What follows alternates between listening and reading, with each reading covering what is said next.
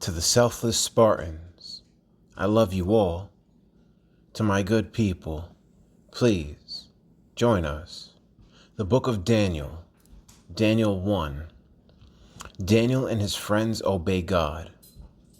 In the 3rd year of the reign of Jehoiakim, king of Judah, Nebuchadnezzar, king of Babylon, came to Jerusalem and besieged it. And the Lord gave Jehoiakim, king of Judah, into his hand, with some of the articles of the house of God, which he carried into the land of Shinar, to the house of his God. And he brought the articles into the treasure house of his God. Then the king instructed Ashpenaz, the master of his eunuchs, to bring some of the children of Israel and some of the king's descendants and some of the nobles, young men in whom there was no blemish, but good-looking, gifted in all wisdom, possessing knowledge and quick to understand, who had ability to serve in the king's palace, and whom they might teach the language and literature of the Chaldeans. And the king appointed for them a daily provision of the king's delicacies and of the wine which he drank, and 3 years of training for them, so that at the end of that time they might serve before the king.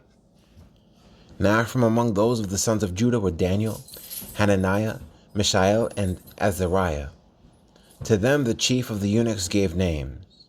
He gave Daniel the name Belteshazzar, to Hananiah Shadrach, to Mishael Meshach, and to Azariah Abednego. But Daniel purposed in his heart that he would not defile himself with the portion of the king's delicacies, nor with the wine which he drank. Therefore he requested of the chief of the eunuchs that he might not defile himself. Now God had brought Daniel into the favor and goodwill of the chief of the eunuchs. And the chief of the eunuchs said to Daniel, I fear my lord the king, who has appointed your food and drink. For why should he see your faces looking worse than the young men who are your age? Then you would endanger my head before the king. So Daniel said to the steward whom the chief of the eunuchs had set over Daniel, Hananiah, Mishael, and Azariah, Please test your servants for 10 days, and let them give us vegetables to eat and water to drink. Then let our appearance be examined before you, and the appearance of the young men who eat the portion of the king's delicacies, and as you see fit, so deal with your servants. So he consented with them in this matter, and tested them 10 days. And at the end of 10 days, their features appeared better and fatter in flesh than all the young men who ate the portion of the king's delicacies. Thus the steward took away their portion of delicacies and the wine that they were to drink, and gave them vegetables.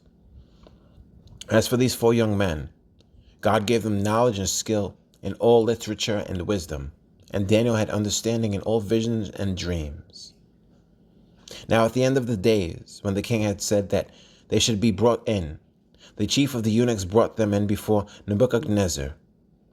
Then the king interviewed them, and among them all none was found like Daniel, Hananiah, Mishael, and Azariah. Therefore they served before the king.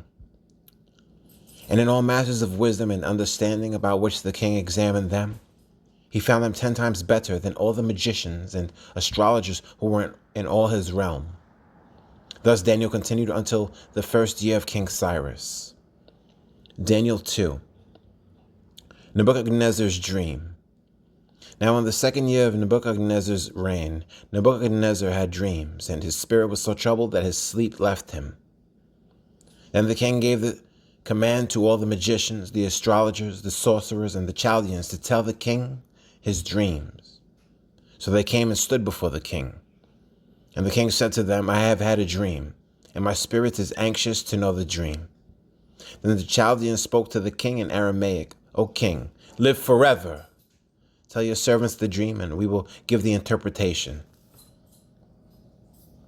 The king answered and said to the Chaldeans, My decision is firm. If you do not make known the dream to me and its interpretation, you shall be cut in pieces, and your houses shall be made an ash heap. However, if you tell the dream and its interpretation, you shall receive from me gifts, rewards, and great honor. Therefore tell me the dream and its interpretation. They answered again and said, Let the king tell his servants the dream, and we will give its interpretation. The king answered and said, I know for certain that you would gain time, because you see that my decision is firm. If you do not make known the dream to me, there is only one decree for you. for you have agreed to speak lying and corrupt words before me till the time is changed. Therefore tell me the dream, and I shall know that you can give me its interpretation." The Chaldeans answered the king and said, "There is not a man on earth who can tell the king's matter. Therefore no king, lord, or ruler has ever asked such things of any magician, astrologer, or Chaldean. It is a difficult thing that the king requests, and there is no other who can tell it to the king except the gods, whose dwelling is not with flesh." For this reason the king was angry and furious, and gave the command to destroy all the wise men of Babylon. So the decree went out, and they began killing the wise men, and they sought Daniel and his companions to kill them. God reveals Nebuchadnezzar's dream.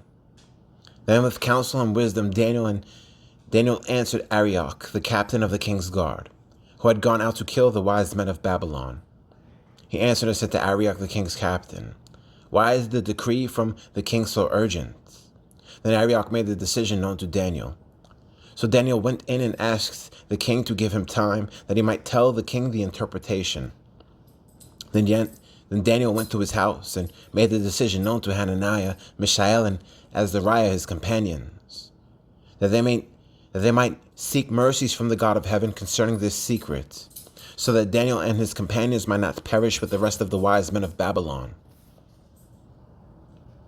Then the secret was revealed to Daniel in a night vision.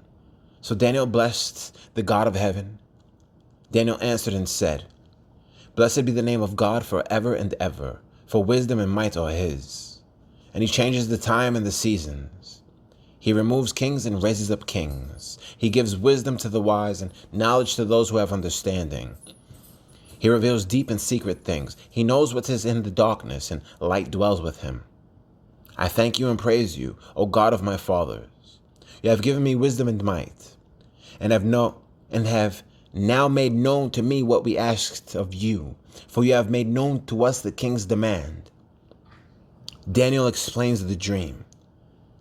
Therefore Daniel went to Arioch, whom the king had appointed to destroy the wise men of Babylon. He went and said thus to him, "Do not destroy the wise men of Babylon. Take me before the king, and I will tell the king the interpretation." Then Arioch quickly brought Daniel before the king and said thus to him, "I have found a man of the captives of Judah, who will make known to the king the interpretation." The king answered and said to Daniel, whose name was Belteshazzar, "Are you able to make known to me the dream which I have seen and its interpretation?" Daniel answered in the presence of the king and said, "The secret which the king has demanded, the wise men, the astrologers, the magicians, and the soothsayers cannot declare to the king. But there is a God in heaven who reveals secrets, and he has made known to King Nebuchadnezzar what will be in the latter days. Your dream and the visions of your head upon your bed were these. As for you, O king, thoughts came to your mind while on your bed about what would come to pass after this, and he who reveals secrets has made known to you what will be.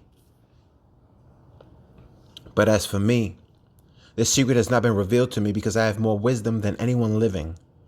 But for our sakes, who make known the interpretation to the king, and that you may know the thoughts of your heart. You, O king, were watching, and behold, a great image. This great image, whose splendor was excellent, stood before you, and its form was awesome. This image's head was of fine gold, its chest and arms of silver, its belly and thighs of bronze, its legs of iron, its feet partly of iron and partly of clay. You watched while the stone was cut out without hands, which struck the image on its feet of iron and clay and broke them in pieces. Then the iron, the clay, the bronze, the silver, and the gold were crushed together and became like chaff from the summer threshing floors. The wind carried them away so that no trace of them was found. And the stone that struck the image became a great mountain and filled the whole earth. This is the dream. Now we will tell the interpretation of it before the king. You, O king, are a king of kings, for the God of heaven has given you a kingdom, power, strength, and glory. And wherever the children of men dwell, or the beasts of the field and the birds of the heaven, he has given them into your hand and has made you ruler over them all. You are this head of gold. But after you shall arise another kingdom inferior to yours, then another, a third kingdom of bronze, which shall rule over all the earth. And the fourth kingdom shall be as strong as iron, inasmuch as iron breaks in pieces and shatters everything. And like iron that crushes, that kingdom will break in pieces and crush all the others. Whereas you saw the feet and toes, partly of potter's clay and partly of iron, the kingdom shall be divided. Yet the strength of the iron shall be in it, just as you saw the iron mixed with ceramic clay. And as the toes of the feet were partly of iron and partly of clay, so the kingdom shall be partly strong and partly fragile.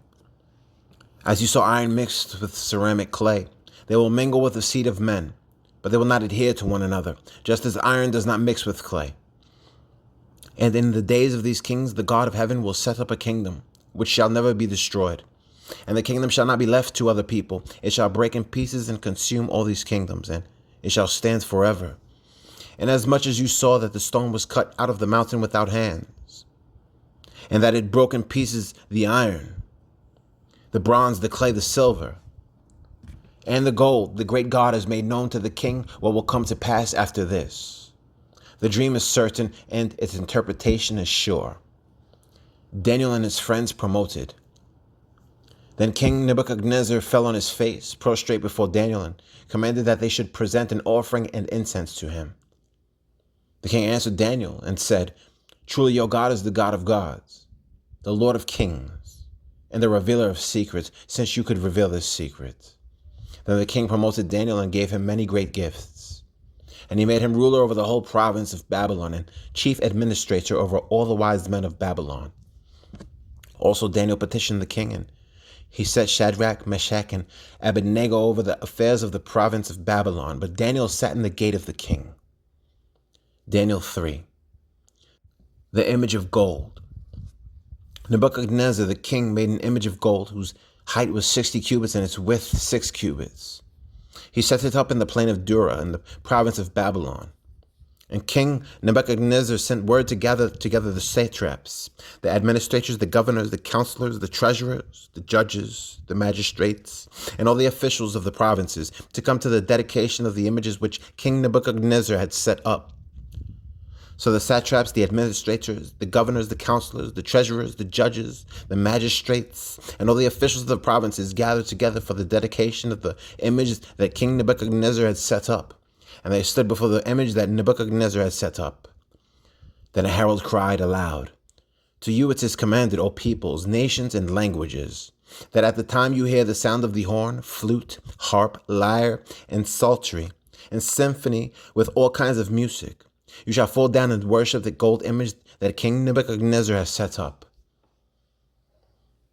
And whoever does not fall down and worship shall be cast immediately into the midst of a burning fiery furnace."